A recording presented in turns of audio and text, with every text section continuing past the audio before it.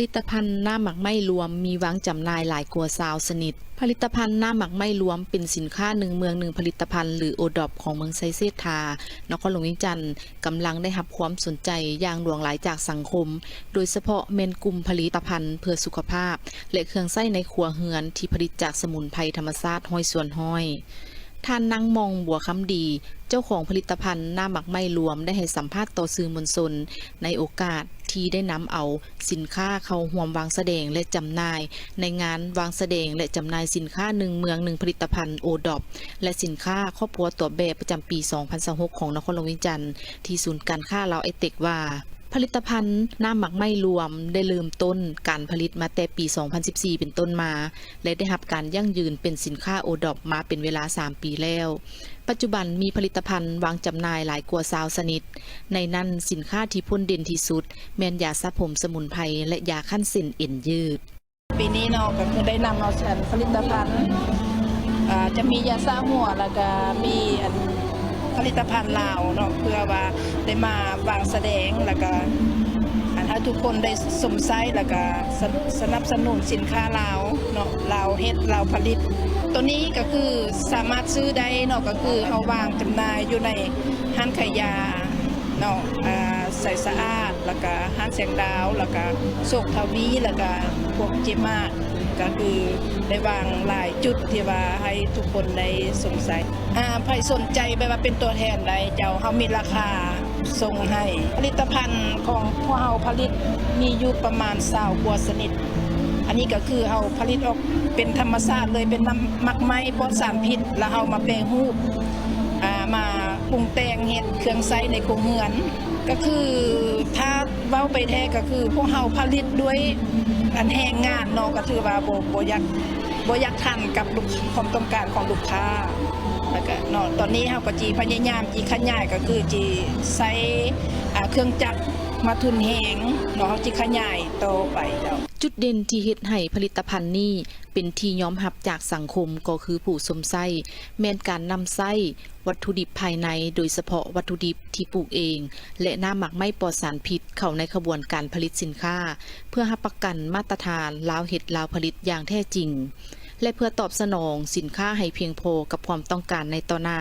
ทางเจ้าของกิจการยังมีแผนที่จะยกระดับขั้นตอนการผลิตโดยการนำไส้เครื่องจักรที่ทันสมัยเข้ามาช่วยเพื่อเพิ่มปริมาณสินค้าแต่ละชนิดให้ทันกับความต้องการของลูกค้าก็คือตลาดที่เพิ่มขึ้นนครหลวงวิจันทร์เปิดงานวางแสดงและจำหน่ายสินค้าหนึ่งเมืองหนึ่งผลิตภัณฑ์โอดอปและสินค้าครอบครัวตัวแบบประจำปี 2026งานวางแสดงและจำหน่ายสินค้าหนึ่งเมืองหนึ่งผลิตภัณฑ์โอดอปและสินค้าครอบครัวตัวแบบประจำปี 2026 ของนครหลวงวิจันทร์ได้ไขขึ้นอย่างเป็นทางการในวันที่ 4 พฤษภาคมนี้ที่ศูนย์การค้าลาวไอเทคตึกเก่า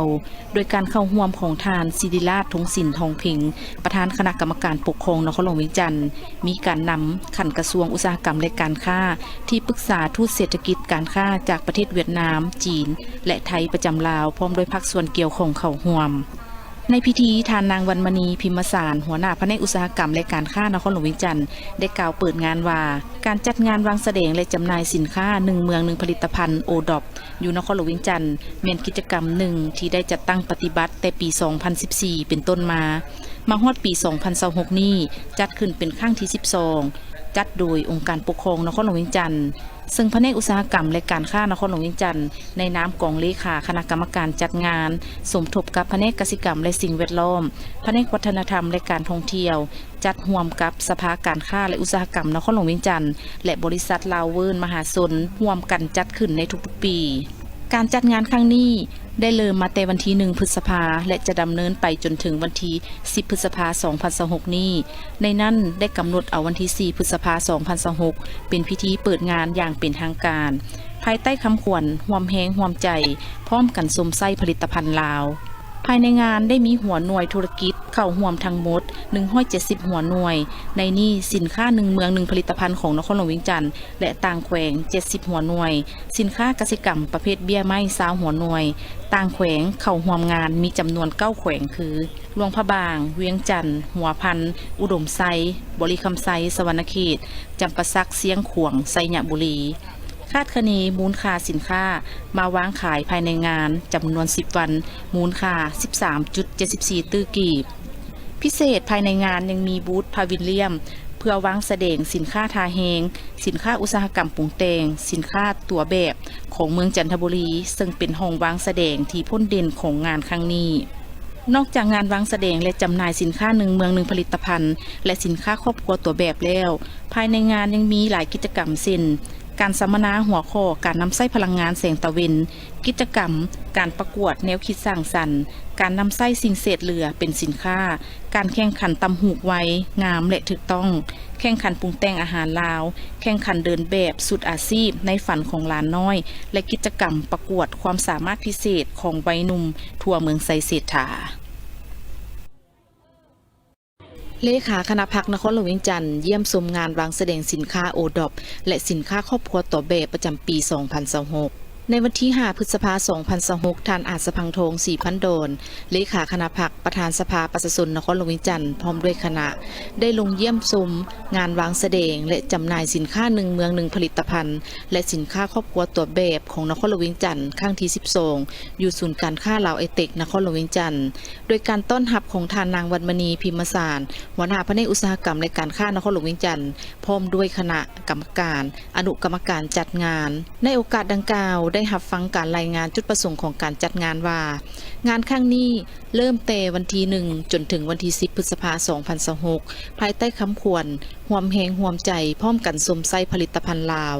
จุดประสงค์เพื่อสุขยุส่งเสริมการผลิตสินค้าและการโฆษณาสินค้าให้แก่บรรดาหัวหน่วยจุลวิสาหกิจขนาดน้อยและกลางที่อยู่ภายในนครหลวงเวียงจันทร์บรรดาแขวงให้มีตารางตลาดรองรับผลิตภัณฑ์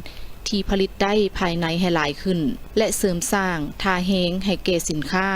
ที่หับโฮงให้เป็นสินค้าหนึ่งเมืองหนึ่งผลิตภัณฑ์แห่งชาติของนครหลวงเวียงจันทร์บรรดาแขวงทั่วประเทศและสินค้าครอบครัวตัวแบบสุขยู่ให้มีการแลกเปลี่ยนซื้อขายสินค้าให้กว้างขวางการจัดงานครั้งนี้ได้รับการสนับสนุนจากศูนย์การค้าลาวไอเทคทางด้านสถานที่สื่อโฆษณาต่างๆพร้อมด้วยกิจกรรมต่างๆและหลายบริษัทเฮ็ดให้งานออกมาได้ตามระดับคาดหมายซึ่งมี170หัวหน่วยธุรกิจเข้าร่วม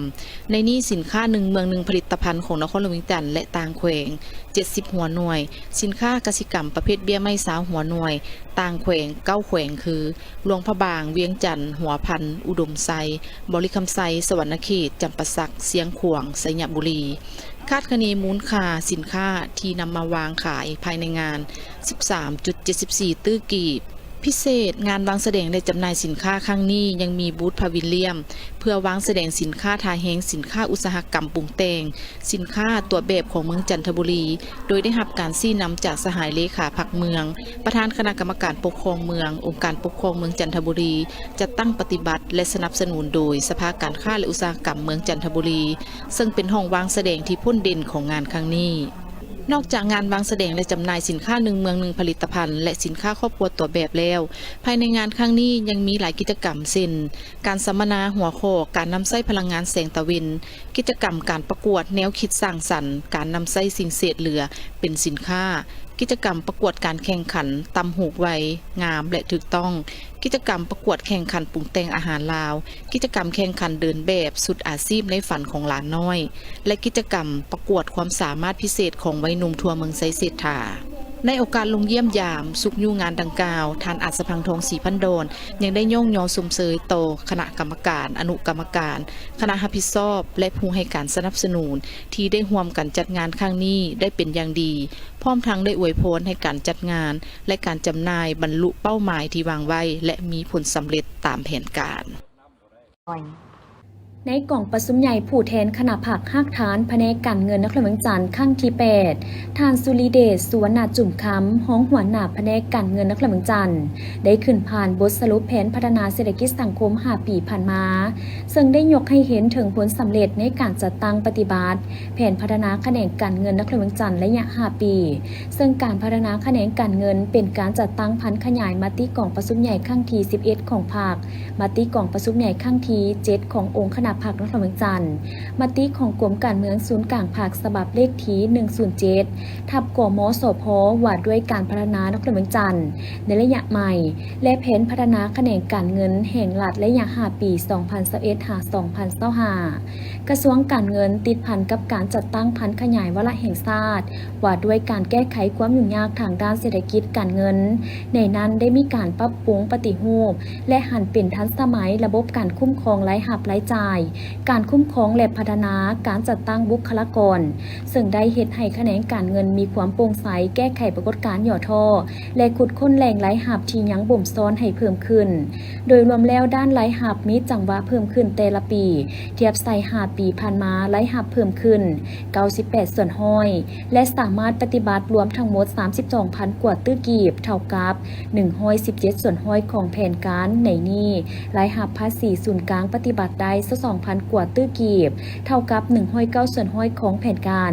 รายรับสวยสากลนครหลวงจันทน์ปฏิบัติได้ 10,000 กว่าตื้อกีบเท่ากับ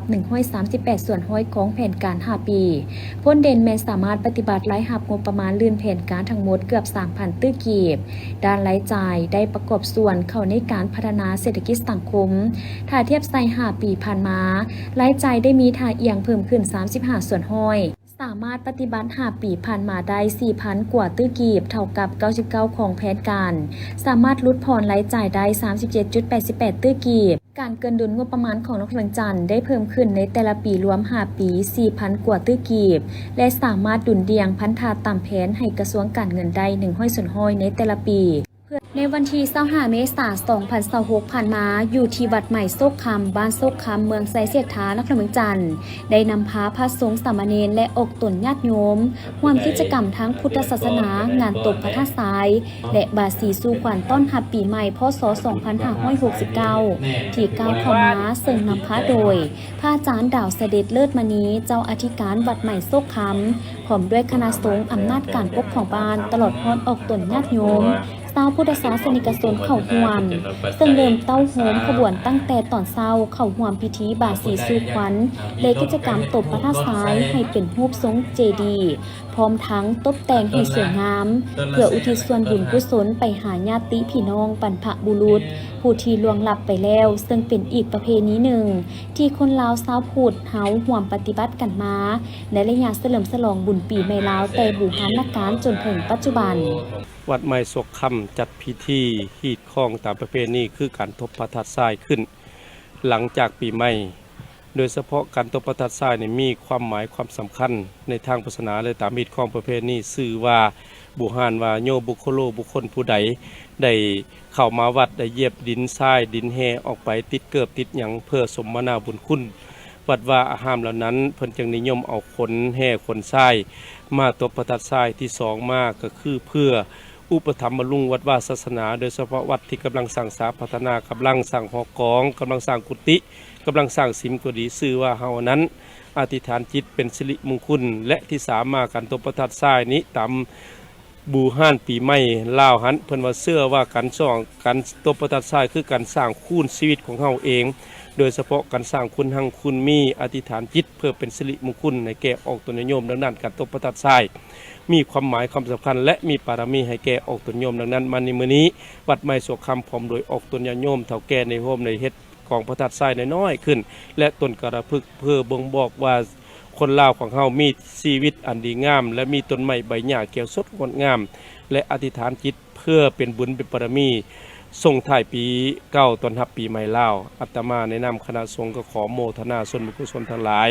ขอให้เอาตนญาติโยมดำเนินชีวิตจงมีสติโดยเฉพาะการขับรถตามท้องถนนก็ดีการดื่มกินก็ดีก็ขอให้มีสติระวังตัวโดยเฉพาะในช่วง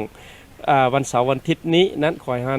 เฮาท่านทั้งหลายจงรักษาสุขภาพรักษาวิถีชีวิตขอให้ของเฮาปลอดภัยและขอให้ทุกท่านทุกคนมีโชคมีไส้คำคูณอยู่ดีมีแห่งอายุมันขวัญยืนมันยืนเด้อสาธุ